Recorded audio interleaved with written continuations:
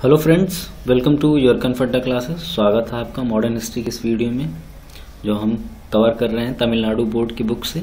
आज हमारा इसमें लेसन 6 या चैप्टर 6 है, जिसमें हम लॉर्ड डलहौजी और उनका जो कार्यकाल में जो कुछ भी हुआ, जो रिफॉर्म्स वगैरह हुए या उनकी जो पॉलिसी वगैरह रही हैं, जिन राज्यों के साथ उनका कॉन्फ्लिक्ट हुआ, उन सारे जो टॉपिक्स हैं उनको हम लोग कवर करेंगे।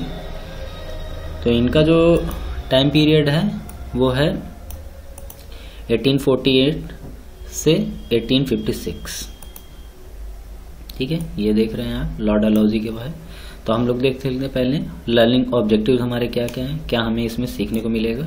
तो डलहौजीज पॉलिसी ऑफ एनेक्सेशन, तो राज्यों को हड़पने की जो नीतियां हैं डलहौजी की, उसको हम डिटेल में पहले एनालिसिस करेंगे। फिर annexation of Punjab and lower Burma, lower जो बर्मा है, बर्मा का जो निचला हिस्सा है, और पंजाब किस तरीके से उनको जो है कब्जा किया, उनका हड़प किया, या अपने जो ब्रिटिश टेरिटरी थी उसमें किस तरीके से मिलाया, उस पर भी अच्छे से जो है हम एनालिसिस करेंगे। डॉक्ट्रिन ऑफ लैप्स, राज्य हड़प की जो पॉलिसी थी उसका एप्लीकेशन था भारतीय राज्यों पर, किस तरीके से उसने किया, इसको भी देखेंगे। Annexation of Awadh on the pretext of मिसरूल, Awadh को जो उसने हड़प किया या ब्रिटिश जो टेरिटरी थी उसमें मिलाया, उसका जो तरीका था कि उसने जो है पहले एक तरीके का बोल सकते हैं हम दोष रोपण किया अवध के ऊपर कि आप जो हैं गलत तरीके से जो है राज्य को चला रहे हैं, इस वजह से हम आपका राज्य हड़प रहे हैं। जबकि अवध ने जो है सब्सिडरी अलायंस भी साइन की थी, और जैसा ब्रिटिशर्स बोलते थे वैसा ही वो लोग करते थे, कभी उनकी बात को काटते नहीं थे।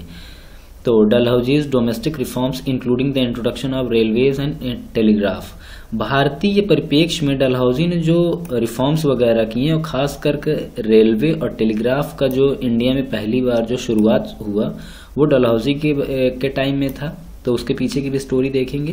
His educational and other reforms, और उसने शैक्षणिक क्षेत्र में या शिक्षा के क्षेत्र में जो सुधार वगैरह किए उनको भी इसमें कवर करेंगे हम। तो ये आप तस्वीर जो देख रहे हैं ये लॉर्ड डलहौजी की है। ये lord Dalhousie was the youngest governor general of India when he assumed charge at the age of 36 in 1848। 1848 में लॉर्ड डलहौजी ने जब as a governor general of India, मैंने लास्ट टाइम आपको समझाया था कि गवर्नर जनरल ऑफ इंडिया कब बने या कब से इसकी शुरुआत हुई, किस एक्ट के माध्यम से शुरुआत हुई। तो आप मुझे कमेंट बॉक्स में आंसर करके बताइए कि गवर्नर जनरल की शुरुआत कब हुई और पहले गवर्नर जनरल ऑफ इंडिया कौन थे। तो सबसे कम उम्र के गवर्नर जनरल बनने का जो है भारतीय परिप्रेक्ष्य में जो किताब है वो लॉर्ड डलहौजी का है। 36 की एज में वो बने और बहुत ही एम्बिशियस और बहुत ही ज्यादा एस्पिरेशनल आदमी थे। 1848 में उनकी नियुक्ति हुई गवर्नर जनरल ऑफ इंडिया के तौर पे। His earlier career was remarkable, और उनका जो शुरुआती जो कैरियर था वो बहुत ही जबरदस्त था। काफी उन्होंने जो तरक्की की। He studied in Christ church, उन्होंने जो है अपनी पढ़ाई जो है क्राइस्ट चर्च ऑक्सफोर्ड से कंप्लीट की थी।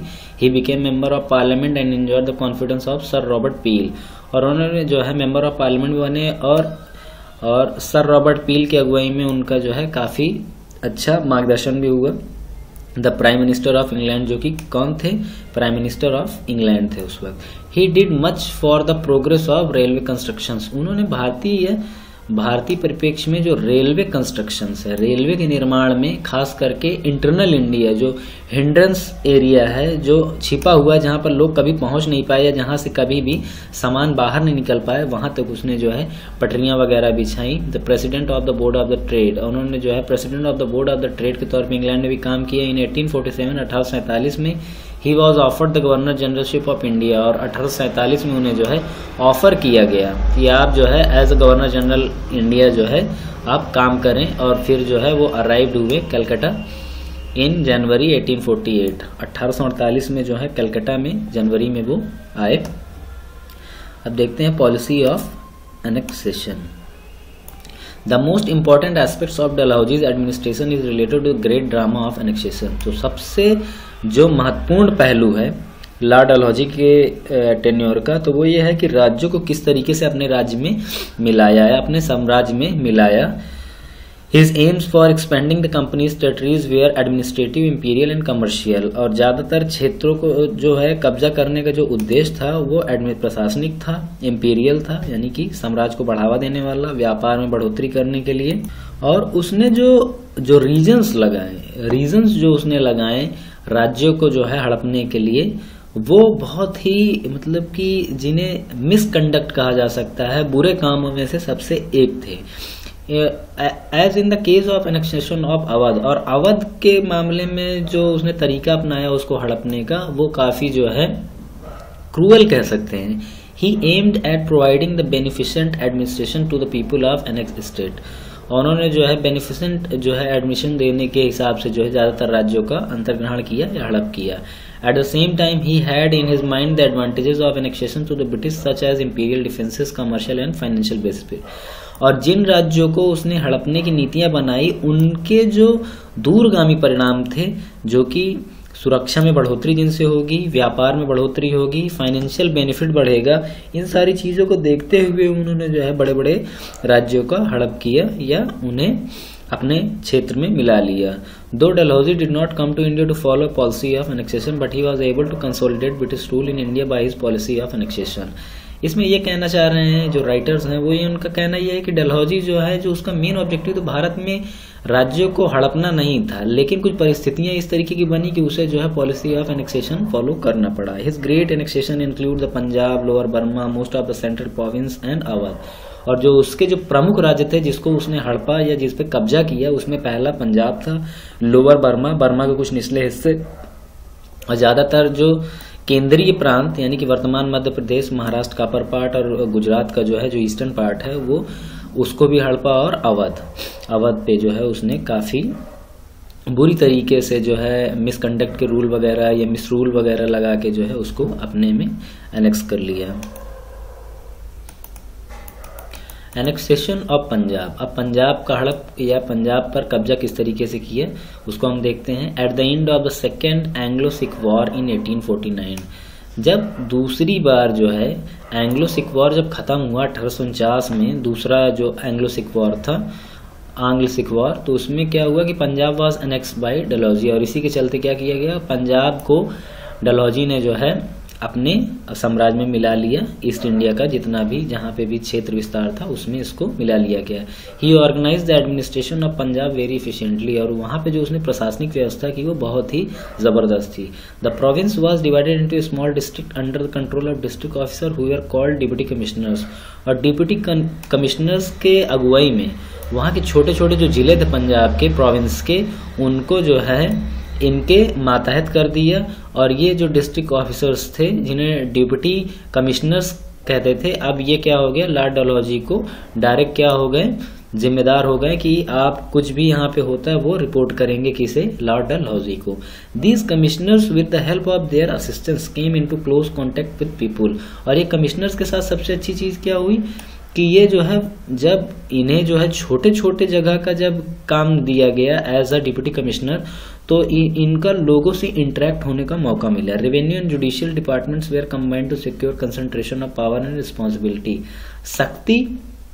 शक्ति और जिम्मेदारियां एक ही व्यक्ति के हाथ में रहे, डिसेंट्रलाइज न हो, इसके लिए क्या किया गया कि रेवेन्यू और जुडिशियल जो डिपार्टमेंट था, राजस्व और न्यायिक विभाग जो थे, उनको मिला के एक जगह कर दिया गया। The laws and procedures were simplified in accordance with the custom of people.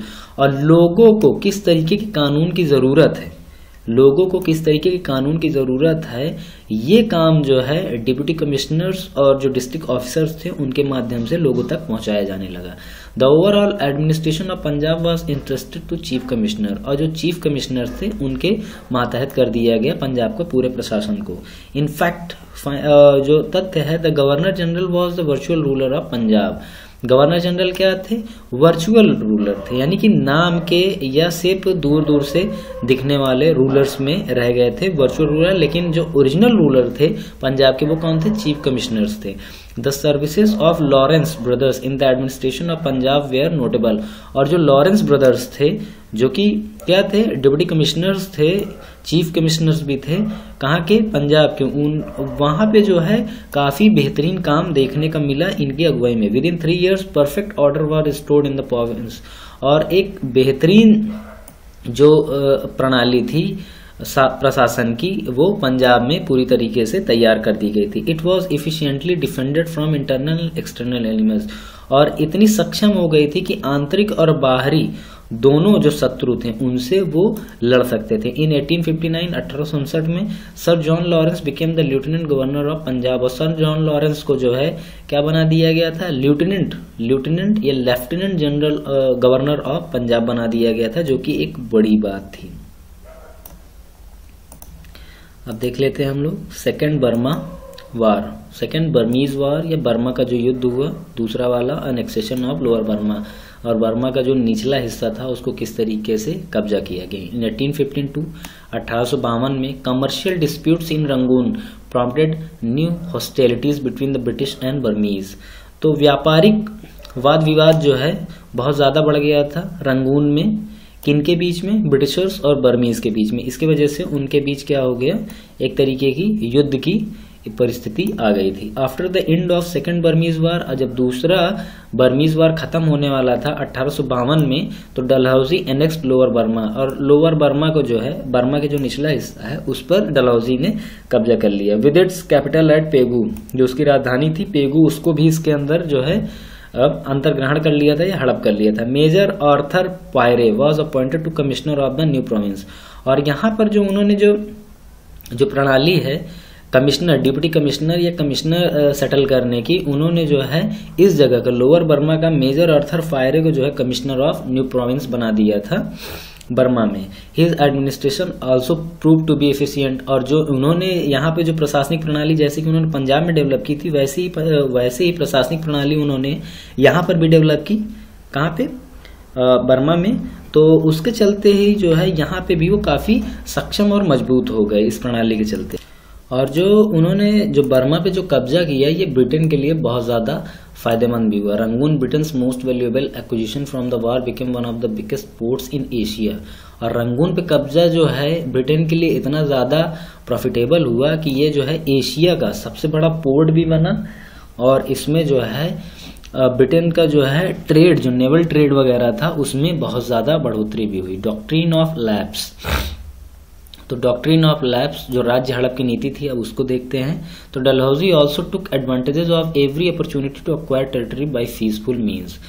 Dalhousie ने ज्यादातर कोशिश ये की कि किसी भी राज्य पर अगर हम कब्जा कर रहे हैं तो ज्यादातर शांतिपूर्ण कब्जा करें। उसकी वजह भी है कि अगर हम शांतिपूर्ण कब्जा करते हैं तो हमारा ज्यादा जो है मीन्स वगैरह है वो खर्च नहीं होंगे, एक्स्ट्रावेगेंट जितना भी होगा यानी कि खर्चे वगैरह ज्यादातर रोके जा सकते हैं। The east India company was rapidly becoming the predominant power in India, और धीरे धीरे क्या हुआ, ईस्ट इंडिया कंपनी जो है इंडिया की नंबर 1 पावर बन गई। It has concluded alliances with Indian rulers, और अब धीमे धीमे क्या है कि वो एक तरीके का गठबंधन तैयार कर लिया भारतीय शासकों के साथ। It promise to support them and their heirs in return for various concessions, subsidiary alliance वगैरह जो हैं, ये पॉलिसीज ऐसी थी कि हम आपको जो है पूरी सुरक्षा देंगे अगर आप हमारे साथ ट्रीटी या एग्रीमेंट वगैरह साइन कर लेते हैं। तो although this type of agreement favoured the British, और इन एग्रीमेंट्स के माध्यम से ज्यादातर क्या हो रहा था कि ब्रिटिशर्स को ही फायदा हो रहा था। अकॉर्डिंग टू हिंदू लॉ, एक हिंदू मान्यता या कानून के अनुसार, one can adopt a son in case of no male heir to inherit the property. और हिंदू लॉ जो है उसके तहत एक मान्यता ये थी कि अगर किसी भी हिंदू परिवार में हिंदू दंपत्ति के अगर कोई बच्चा नहीं है तो वो प्रॉपर्टी को संभालने के लिए एक दत्तक पुत्र या एक जो लड़का है वो अडॉप्ट कर सकते हैं, गोद ले सकते हैं। The question arose whether a Hindu ruler holding his state subordinate to the paramount power could adopt a son to succeed his kingdom. तो मतलब कि फाइनली ये कंफ्यूजन या डिस्प्यूट बढ़ गया कि क्या ऐसा हो सकता है कि एक दंपत्ति, हिंदू दंपत्ति जो है ये ले सकता है। तो इसी पे जो है अंग्रेजों से ठन गई। It was customary for a ruler without a natural heir to ask the British government whether he could adopt a son to succeed him, और इसके लिए जो है अंग्रेजों की परमिशन लेना जो है ये बहुत ही जरूरी हो गया था।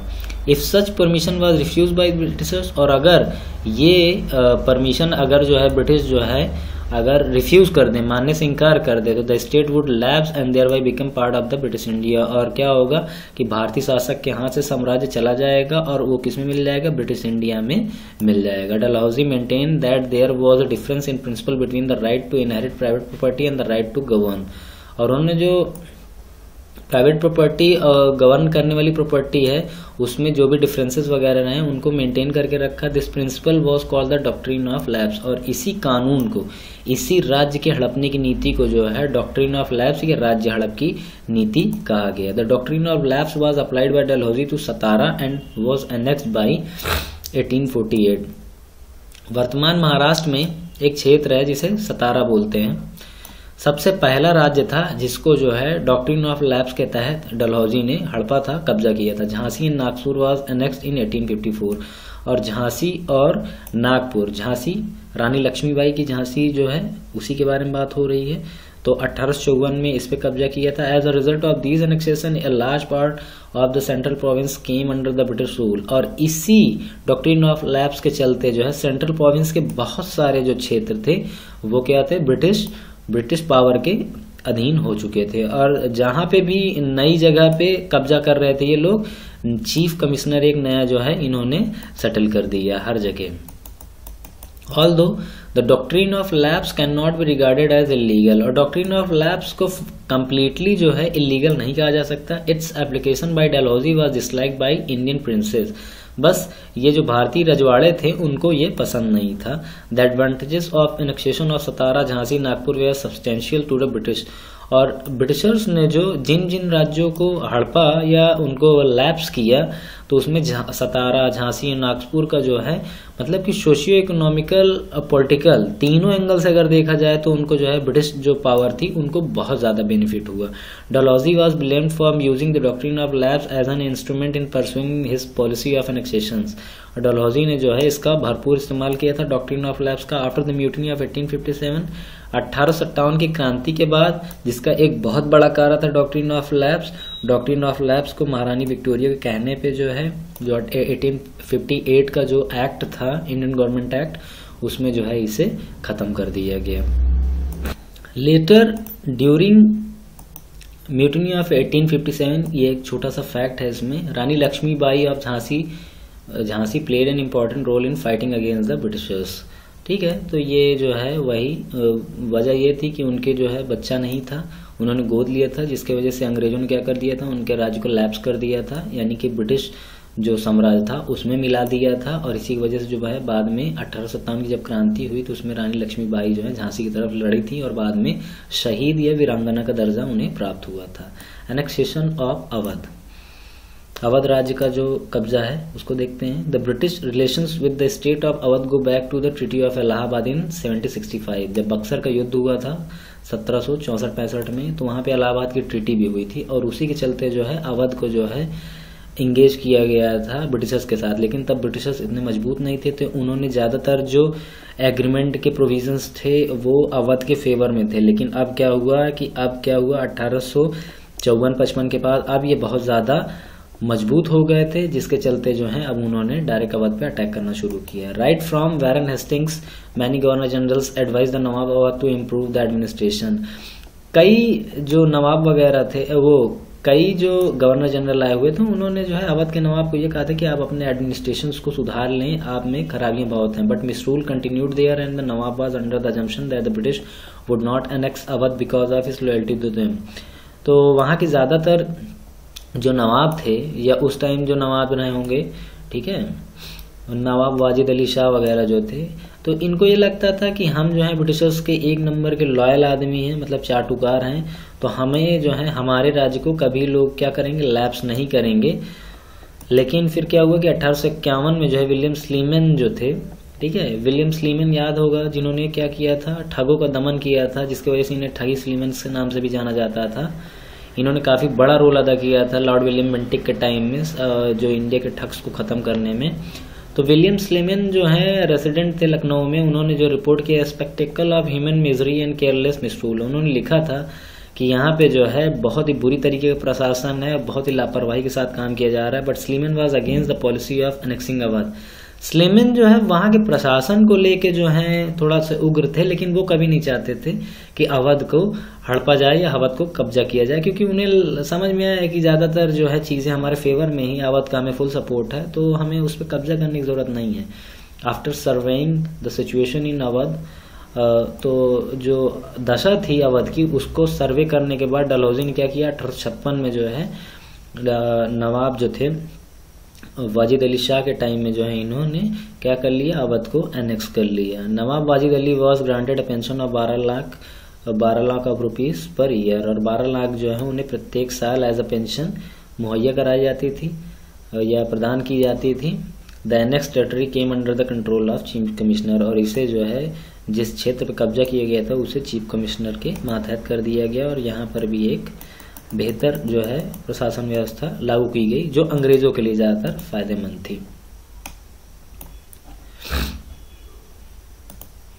तो Dalhousie's annexation of Awadh the last one among his annexations, ये सबसे आखिरी जो राज्य या प्रोविंस था जिसपे कब्जा किया डलहौजी ने अपने पॉलिसी के तहत। The annexation offended the Muslim elite, और इसने जो मुस्लिम जो उच्च वर्ग था उसको जो है काफी धक्का पहुंचा उनको। More dangerous was the effect on British armies Indian troop many of whom came from Awadh, और इसमें सबसे बड़ी गलती क्या हो गई थी कि ब्रिटिशर्स की जो आर्मी थी उसमें ज्यादातर जो सैनिक वगैरह थे वो अवध से ही आए थे। They had occupied a privilege position before in annexation, और उनके जो है काफी ऊंचे ऊंचे जो है पद भी उनको मिले हुए थे। Under the British government they were treated as equals with the rest of the populations, और ब्रिटिशर्स के अगुवाई में जो है उनके साथ इक्वल व्यवहार किया जाता था बाकी लोगों की तरह। This is a loss of Prestige for them, और ये कहीं ना कहीं उनको ऐसा लगा कि उनके सम्मान को धक्का लगा अवध को हड़पने के बाद। In these various ways the annexation of Awadh contributed the mutiny of 1857, और ये भी एक बड़ा कारण बना 1857 की क्रांति या विद्रोह में। डोमेस्टिक रिफॉर्म्स देख लेते हैं जो कि काफी क्रूशियल्स हैं लॉर्ड डलहौजी के। Dalhousie's territorial acquisition transform the map of India, जो टेरिटोरियल एक्विजिशन था ज्यादातर क्षेत्रों का जो कब्जा था उसने क्या किया कि भारतीय मैप का परिदृश्य ही चेंज कर दिया। He was not only a conqueror but also great administrator, वो सिर्फ खाली कंकरर ही नहीं था, विजेता ही नहीं था, बड़े बड़े क्षेत्रों को जीतने वाला ही नहीं था, वो बहुत ही बेहतरीन प्रशासक भी था। The appointment of a lieutenant governor to Bengal enabled Dalhousie concentrate on administration. The appointment of a lieutenant governor, और उसने जो है लेफ्टिनेंट गवर्नर को जो है बंगाल में क्या किया कि उसकी नियुक्ति की वहां का एडमिनिस्ट्रेशन देखने के लिए। His greatest achievement was the moulding of the new provinces into a modern centralised state, और जो भी नए नए क्षेत्र कब्जे में आए थे उनको जो है मॉडर्न सेंट्रलाइज्ड स्टेट जैसे कि यूरोपियन स्टेट्स होते हैं, मतलब कि बहुत ही ऑर्गेनाइज वे में सेटल किए गए हों, उनकी जो रहने सहने का तरीका, हॉस्पिटल्स, कॉलेज, स्कूल्स वगैरह जो हैं, तो कहने का मतलब ये कि मॉडर्न जो सेंट्रलाइज स्टेट होते हैं वैसा उसने बनाने का प्रयास किया जिसमें काफी हद तक वो सफल भी रहा। द न्यूली एक्वायर्ड टेरिटरीज, नए क्षेत्रों में उसने ये काम किया। He introduced centralize control called non regulation system, he introduced centralize control called, और उस जगह को क्या बोला जाता था, नॉन रेगुलेशन सिस्टम कहा जाता था। Under this system A commissioner, और इसके तहत क्या होता था, एक कमिश्नर की नियुक्ति कर दी जाती थी ताकि वो वहां का प्रशासन को बेहतर कर सके। दूसरा जो सबसे बड़ा रिफॉर्म था उसने क्या किया कि headquarter of Bengal artillery from Calcutta to Meerut, और जो हथियार बनाने की जो फैक्ट्री थी कैलकाटा में उसको मेरठ शिफ्ट कर दिया था। अब यहाँ से आप एक एंगल ये भी देख रहे हैं कि जो कैलकाटा का जो फेम और जो वर्चस्व था अब वो धीमे धीमे जो है उत्तर की ओर सरकने लगा था, यानी कि मेरठ में जो है आर्टिलरीज भी इन्होंने शिफ्ट कर ली। Shimla was made the permanent headquarter of army, और सेना का जो हेडक्वार्टर वगैरह था, सचिवालय वगैरह था, उसको कहाँ पे इन्होंने जो है ट्रांसफर कर दिया था, ये शिमला में कर दिया था। उसकी एक वजह ये भी थी कि अंग्रेज जो होते हैं वाइट स्किन वाले होते हैं, और इंडिया का जो एनवायरनमेंट था वो उनके लिए बहुत ज्यादा बेहतर नहीं था। तो जब उन्होंने क्या किया कि पंजाब वगैरह पे जब कब्जा किया तो उनको शिमला में एक अच्छा रहने का स्थान मिल गया, जिससे क्या होती थी कि उनको खींच नहीं होती थी, इसका उन्हें बेनिफिट भी मिला। अब रेलवेज के बारे में देख लेते हैं क्या रिफॉर्म्स वगैरह किए हैं इन्होंने। The introductions railways in India inaugurated a new economic era, और जैसे ही रेलवे की इंडिया में शुरुआत की जाती है एक बड़ा प्रारूप जो है आर्थिकी क्षेत्र में शुरू होता है, नए बदलाव शुरू होते हैं। There were 3 major reason for British to take interest in quick development, और इस क्षेत्र में बड़ी तेजी से काम हुआ, उसके पीछे 3 बड़े कारण थे। The first reason was commercial, पहला तो कारण था कि व्यापारिक वृद्धि बढ़े। The second main reason was administrative, प्रशासनिक सुधार में तेजी आई, इसके लिए भी जो है ये क्विक डेवलपमेंट किए गए। The third reason was defence, और जो सुरक्षा, क्योंकि अब क्या हुआ कि अब जो है वो 17वीं शताब्दी की शुरुआत में जैसे British east India company India में जिस तरीके से थी, अब वैसी नहीं रहा, वो डोमिनेंट हो गई थी, उसका क्षेत्र विस्तार बहुत हो गया था, बहुत बड़ा साम्राज्य बन गया था। अब उसको सुरक्षा की भी एक बड़े हद तक जरूरत है। At the time of revolt and disturbance movement of force was much easier through railway.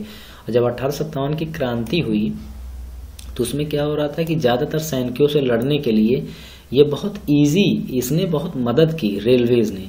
जहां पे भी लगता था कि लोग इकट्ठा हो रहे हैं वहां भी तुरंत रेलवे वगैरह पहुंच जाती थी। Lord Dalhousie's contribution in the development of railways is worth commending. और जो लॉर्ड डलहौजी का रेलवे पे जो कंट्रीब्यूशन है उसने 1857 की क्रांति को रोकने में बड़े हिस्से तक जो है मदद की। इन 1853 1853 में ही penned his railway minute formulating the future policy of railways in India. He started the guarantee system by which the railway companies were guaranteed a minimum interest of 5% on their investment. दरअसल बात ये थी कि जब ये railway का setup India में बैठा रहे थे तो इन्होंने क्या किया कि एक स्कीम चलाई जिसे गारंटी सिस्टम बोला जाता है। उसमें यह था कि इन्होंने इन्वेस्टर ढूंढे इंग्लैंड के और उनसे ये बोला कि आप जो है इस रेलवे प्रोग्राम में या जो हम रेलवे सेटअप बैठा रहे हैं पूरे इंडिया में, इसमें आप पैसा इन्वेस्ट करिए और आपको 5% की दर से जो है फ्यूचर में जो है इसका बेनिफिट मिलता रहेगा। और ज़्यादातर लोगों को इसका फायदा भी हुआ। तो कहीं ना कहीं जो एक विजनरी जो अप्रोच है वो बहुत ज़बरदस्त था। किसका? ये लॉर्ड डलहौजी का। The government retain the right of buying the railways at the end of period of contract. और गवर्नमेंट ने आखिरी दम तक क्या किया, उन्होंने कोशिश की कि अंत में जो है वो उसके जो कॉन्ट्रैक्ट वगैरह हैं वो खुद खरीद लें। The first railway line connecting Bombay with Thane was open इन 1853। और 1853 में जो है बॉम्बे से थाने जाने वाली ट्रेन की पहली बार ओपनिंग की गई। Railway line connecting from Calcutta to Raniganj coal field was open in 1854। और 1854 में जो है रेलवे लाइंस जो है कैलकाटा टू रानीगंज भी जो कोल फील्ड से जोड़ने वाली थी उसको भी शुरू किया गया। और मद्रास से अराकोनम, ठीक है, मद्रास से अराकोनम में 1856 में ट्रेन चली थी। फर्स्ट रेलवे जो है the first railway in the world was open in 1825 in England. और पहली रेलवे जो है पूरे विश्व में जो सबसे पहली चली थी 1825 में चली थी। और वो कहाँ चली थी? इंग्लैंड में चली थी। टेलीग्राफ के बारे में देखते हैं। टेलीग्राफ जो है रिफॉर्म के तौर पे भी काफ़ी रेवोल्यूशनरी रहा। Similarly the use of telegraph brought marvellous changes in communication system. संचार माध्यम में जो है बहुत ही क्रूशियल जो चेंजेस आए वो जो है टेलीग्राफ के इस्तेमाल पे हुए। In India lord Dalhousie's contribution to in the respect is commendable. और इस बात की बड़ी सराहना की जाती है लॉर्ड डलहौजी की जो उन्होंने इंडिया में शुरुआत की। इन 1852 1852 में O'Shaughnessy was appointed to the superintendent of telegraph department. और टेलीग्राफ डिपार्टमेंट के जो हेड थे ओशॉग्नेजी को अपॉइंटेड किया गया था सुपरिटेंडेंट के तौर पे। Main cities of the country viz Calcutta, Peshawar, Bombay and Madras were telegraphically connected. और ये 4 प्रांत थे, कैलकाटा, पेशावर, बॉम्बे और मद्रास, इनको जो है जोड़ा गया था टेलीग्राफ से। About 4,000 miles long telegraph lines were laid before the departure of Dalhousie। और लॉर्ड डलहौजी के भारत से जाने से पहले तक भारत में लगभग 4,000 माइल्स की जो है टेलीग्राफ लाइन पूरी तरीके से बिछा दी गई थी। ड्यूरिंग द 1857 1857 की क्रांति तक the system of telegraphic communications proved A boon for the English.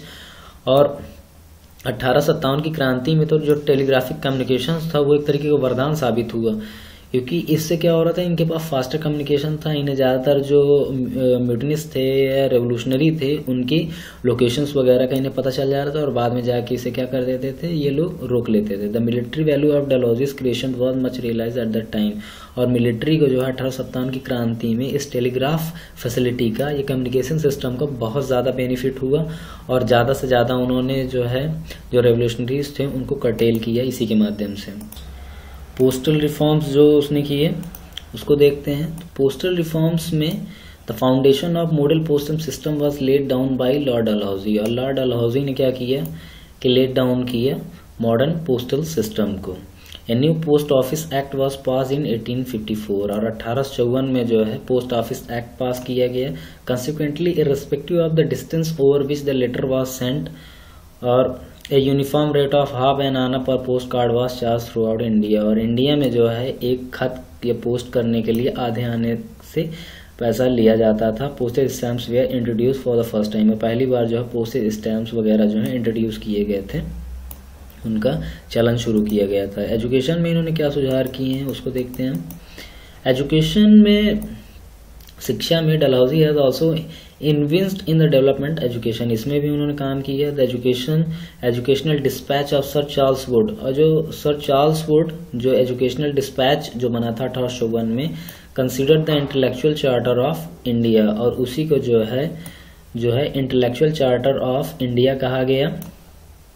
It provided an outline for the comprehensive scheme of education at primary, secondary and collegiate level, और इसने जो है पहली बार जो है कैटेगराइजेशन ऑफ एजुकेशन किया था कि भारत में 3 से 4 अलग अलग चरणों में शिक्षा का प्रचार प्रसार करना चाहिए, ज़्यादा से ज़्यादा लोगों को शिक्षा पहुंचानी चाहिए। प्राइमरी जो कि एक प्राथमिक एजुकेशन के बारे में बात थी, सेकेंडरी या द्वितीयक जो शिक्षा व्यवस्था थी, कॉलेजिएट कॉलेज प्रणाली स्कूली शिक्षा से अलग होनी चाहिए। ये इस तरीके की जो शिक्षा की जो व्यवस्था की गई थी वो लॉर्ड डलहौजी के टाइम में ही चार्ल्स वुड डिस्पैच जो एक बना था उसी में ये सारे चीजों को जो है रिकमेंड भी किए गए थे। Dalhousie fully accepted the views of Charles Wood and took step to carry out the new scheme. Lord Dalhousie जो थे उन्होंने चार्ल्स वुड की इस दृष्टिकोण को जो है पूरी तरीके से उन्होंने एक्सेप्ट भी कर लिया था। Department of public instructions were organise, और डिपार्टमेंट ऑफ पब्लिक इंस्ट्रक्शंस जो है उस टाइम गठित किए गए। The universities of Calcutta, Bombay and Madras were founded in 1857, और कलकत्ता, मद्रास और बॉम्बे की जो यूनिवर्सिटी हैं 1857 में फाउंड की गई, यानी कि उनकी स्थापना की गई। पब्लिक वर्क डिपार्टमेंट्स, वर्तमान में जो है इसका बड़ा रोल है, खास करके इंडियन पॉलिटिक्स में भी। तो public work department before the period of Dalhousie के कार्यकाल से पहले the job of the public works department was done by military board. Military जो बोर्ड होता था वही पब्लिक वर्क्स डिपार्टमेंट का काम करता था, यानी कि उन्हें नए कंस्ट्रक्शंस वगैरह करने, रेलवे के पटरियां बिछानी है, रोड बनानी है, सड़कें बनानी है, ब्रिज वगैरह बनानी, तो वो सब पीडब्ल्यूडी का काम ही करते थे। Dalhousie created a separate public works department. Dalhousie ने क्या कर दिया कि ये जो मिलिट्री बोर्ड था उससे जो है पब्लिक वर्क्स डिपार्टमेंट को सेपरेट कर दिया, अलग कर दिया। Allotted more funds for cutting canals and roads, और नहरें और सड़कें बनाने के लिए उसने जो है बेहतरीन फंड की व्यवस्था की पब्लिक वर्क्स डिपार्टमेंट के लिए। दपर गंजेस कैनाल वाज कंप्लीटेड इन 1857, और जो ऊपरी गंगा जो नहर है उसको 1854 में इसी के टाइम में कंप्लीट किया गया था। मैनी ब्रिजेस वेयर कंस्ट्रक्टेड, बहुत सारे पुल वगैरह भी बनाए गए थे, क्योंकि इंटरनल कंस्ट्रक्शन जो है लॉर्ड डलहौजी के टाइम में बहुत ज्यादा हुए थे। By modernising the public works department he led the foundations of engineering service in India, और पब्लिक वर्क्स डिपार्टमेंट का जो है मॉडर्नाइजिंग आधुनिकीकरण करने के चलते ही उसने जो है इंजीनियरिंग जो सर्विसेज इन इंडिया है उसकी भी शुरुआत की। उसी के टाइम में जो है इसकी नींव पड़ी इंजीनियरिंग सर्विस इन इंडिया की। अब फाइनली हम लोग अपने लास्ट के कुछ एक पैराग्राफ पे आ गए हैं, जिसमें जो है हमें क्या करना है, समीक्षा करनी है लॉर्ड डलहौजी की। तो Lord Dalhousie left India in 1856, 1856 में जो है लॉर्ड डलहौजी जो है उन्होंने क्या किया, इंडिया छोड़ दिया, उनका टेन्योर कंप्लीट हो गया। The outbreak of mutiny in the following year led to a severe criticism of his policy of annexation, और 1857 की जो क्रांति हुई या म्यूटनी हुई उसमें जो है ज्यादातर जो क्रिटिसिज्म थे वो उसकी कुछ एनेक्सेशन की जो पॉलिसी थी, यानी डॉक्ट्रिन ऑफ लैप्स और इन सारी चीजों को काफी क्रिटिसाइज वगैरह किया गया। Exhausted by his years of overwork in India he fell ill and died in 1816, और उसने भारत में इतना ज्यादा काम किया था, ये ज्यादा इतनी मेहनत की थी कि 1860 के पास जो है वो बीमार हुआ और उसकी डेथ हो गई। There is no doubt that Dalhousie was as an able administrator, इसमें कोई शक नहीं है कि डलहौजी जो है एक बेहतरीन प्रशासक था एंड विजनरी, दूरदर्शक था। He increase the extent of British India and consolidated it,